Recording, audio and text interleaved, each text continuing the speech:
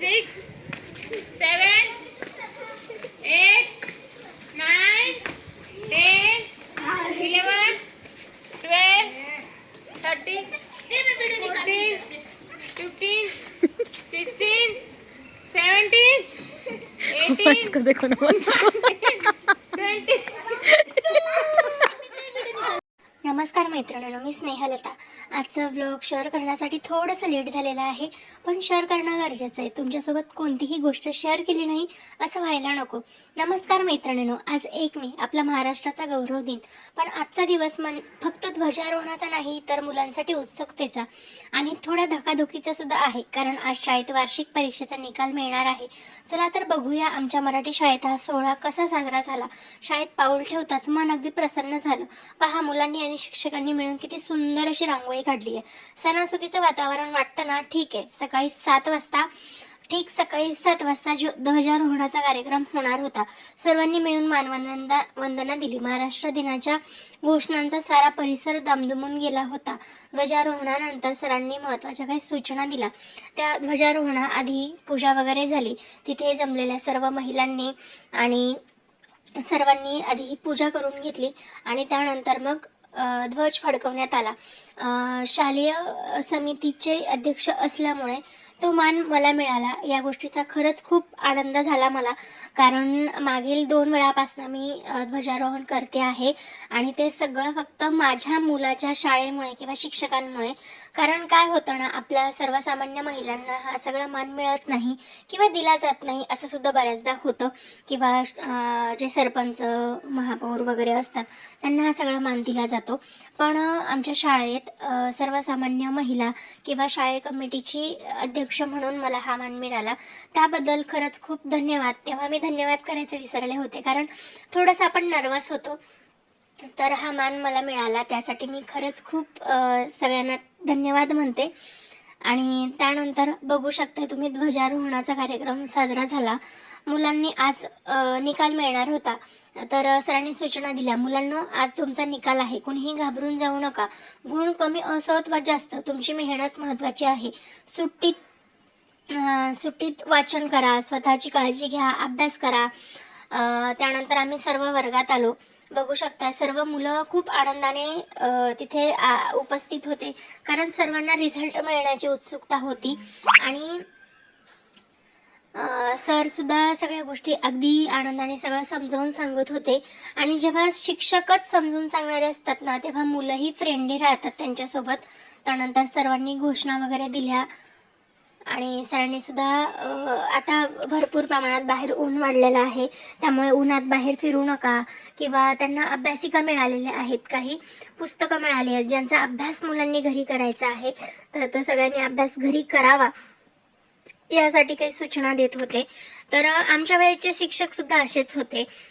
आधी आताची गोष्ट वेगळी आहे. त्या काळी नवीन दप्तर, नवीन पुस्तकांना तो विशिष्ट सुगंध आणि हातात घेतलेली पहिली पाटी पेन्सिल, पाटीवरचा पांढरा खडूने श्री गिरवलेला तो आनंद आत्ताचा टॅब आणि लॅपटॉपच्या युगात कुठेच सापडणार नाही. सकाळी रांगेत उभे राहताना, खरा तो एकची धर्म आणि भारत माझा देश आहे ही प्रतिज्ञा म्हणताना जो अभिमान वाटायचा तो आजही अंगावर शहारे आणतो. ढोलकीच्या तालावर म्हटलेली ती गाणी आणि सुविचार आजही मनात घर करून आहेत. तेव्हाचे शिक्षक फक्त विषय शिकवायचे नाही तर संस्कार करायचे. कधी सरांचा ओरडा मिळाला तरी त्यात प्रेम असायचे. गुरुजी म्हटल्यावर होणारी ती शांतता आणि त्यांनी दिलेली शाबासकीची थाप हे कोणत्याही पदकापेक्षा मोठे असायचे. आजचे डिजिटल युग आलं असलं तरी आमच्या मराठी शाळेतल्या त्या जुन्या लाकडी बेंचवर बसून मिळालेल्या ज्ञानाची शिरदोरी आजही आम्हाला आयुष्यभर बळ देते. तर बघू शकता सगळ्या मुलांनी मॅडमांकडनं प्रगती पुस्तक घेतले. चेहऱ्यावरती उत्सुकता होती, थोडी काळजी दिसत होती. मॅडमने निकाल देण्यापूर्वी काही खास गोष्टी सांगितल्या. ज्यांनी खूप छान प्रगती केली आहे त्यांचे अभिनंदन. ज्यांना थोडे कमी गुण मिळाले त्यांनी पुढच्या वर्षी अजून जोमाने अभ्यास करायचा आहे. हे तुमचं प्रगती पुस्तक फक्त तुमचे गुण सांगत नाहीत, तर तुम्ही वर्षभर काय शिकलायत हे दाखवून जातात. शेवटी तो क्षण आलाच. एक एक करून सगळ्यांना रिझल्ट देण्यात आले. कोणाच्या चेहऱ्यावर हसू होतं तर कोणी पुढच्या वर्गात जाण्याचा आनंद होता. निकाल मिळाल्यानंतर जो आनंद असतो ना, तो काही वेगळाच असतो. आणि आम्हीही ते आयुष्य जगलेलो आहोत, त्यामुळे आम्हाला माहिती आहे. शाळेतून ह्या गोष्टी जेव्हा घडतात मिळतात त्यावेळेस खरंच खूप आनंद होतो. आणि आम्ही म्हणजे मी माझं शिक्षण पूर्ण 10वी ते D.Ed पर्यंत पूर्ण शिक्षण मराठी शाळेतनं झालेलं आहे. त्यामुळे मला खरंच खूप अभिमान आहे की माझा मुलगाही मराठी शाळेत शिकतोय.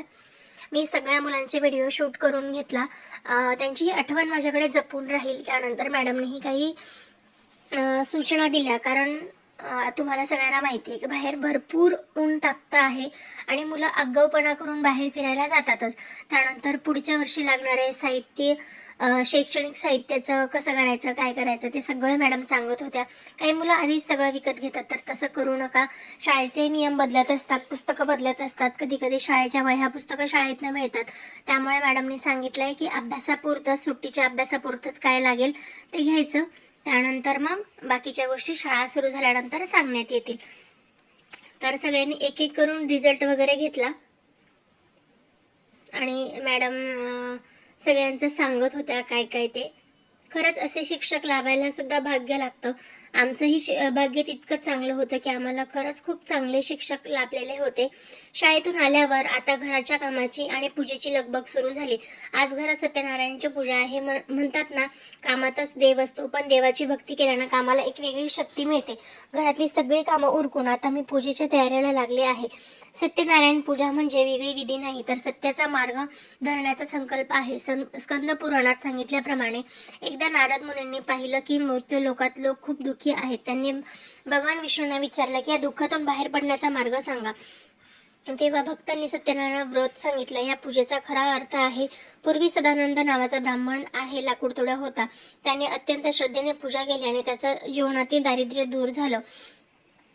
जर आपण सत्य बोललो, प्रामाणिकपणे कष्ट केले आणि देवावर श्रद्धा ठेवली तर संकट नक्कीच दूर होतात.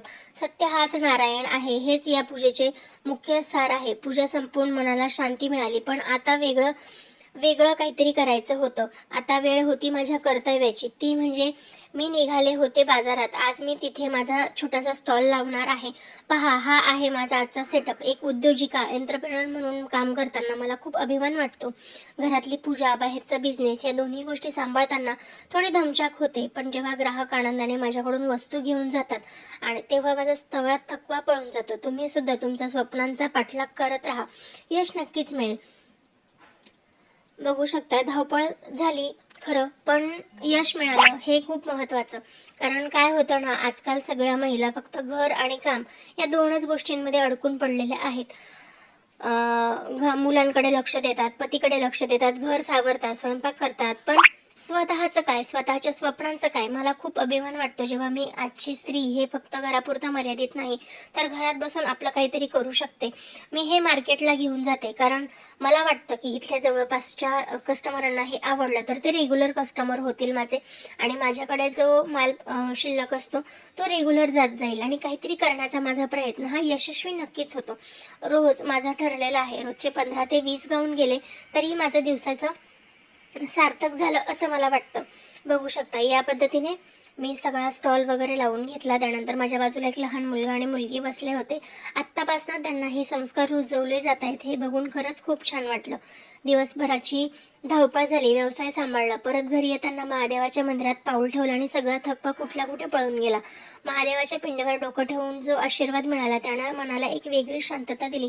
ओम नमः शिवायच्या जपाने मन प्रसन्न झालं. बघू शकता, इथे गणपती मंदिर आहे, संतोषी मातेचं मंदिर आहे, मारुती मंदिर आहे आणि त्यानंतर महादेवाचे पिंड. माझा पहिल्यापासून विश्वास महादेवावर खूप खूप खूप खूप विश्वास आहे. त्यामुळे मी माझ्या मुलाचं नाव सुद्धा शिवम ठेवलेलं आहे. त्यानंतर पुढच्या कामाला नवीन ऊर्जा मिळाली. घरी आल्यावर पाहिलं तर पार्किंगमध्ये सगळी मुलं मस्ती करत होते. मला वाटलं खेळण्यासोबतच त्यांना थोडी व्यायामाची सवय लागली तर. मग काय, मी सगळ्यांना रांगेत उभं केलं आणि थोडंसं पीटी आणि व्यायाम करून घेतला. पहा, ही छोटी छोटी मुलं किती उत्साहाने व्यायाम करत आहेत.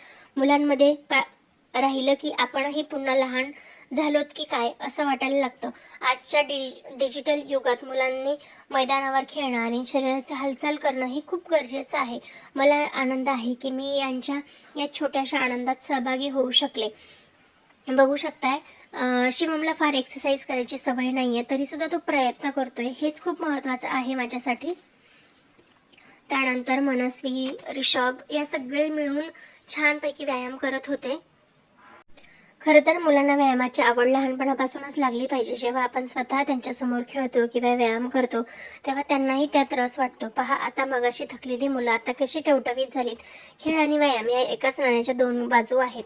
सगळ्यांचं लक्ष माझ्याकडे. आता मी 1 2 3 म्हणून त्यांना एक एक पोज देऊया. तोल सांभाळायला खेळा बरं.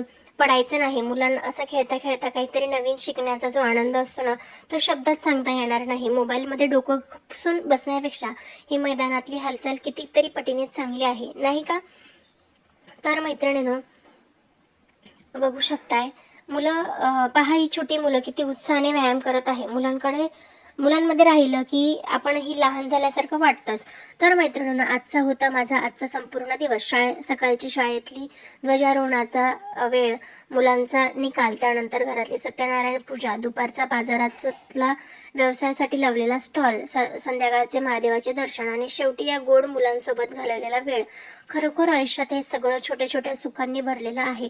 आपण फक्त ते आनंदाने जगायला हवं. तुम्हाला आजचा हा day in my life blog कसा वाटला? तुमच्या प्रतिक्रिया मला कमेंट करून नक्कीच सांगा. व्हिडिओ आवडला असेल तर व्हिडिओला लाईक करा, शेअर करा, माझ्या चॅनलला नक्कीच सबस्क्राईब करा. सबस्क्राईब करायला अजिबात विसरू नका. पुन्हा भेटूया अशाच एका नवीन व्हिडिओमध्ये, उत्साहात एखाद्या ब्लॉगमध्ये. तोपर्यंत स्वतःची काळजी घ्या, मुलांची काळजी घ्या आणि आनंदी राहा. चला तर मग भेटूया नवीन व्हिडिओमध्ये. तोपर्यंत श्री स्वामी समर्थ, जय जय स्वामी समर्थ. श्री स्वामी समर्थ, जय जय स्वामी समर्थ.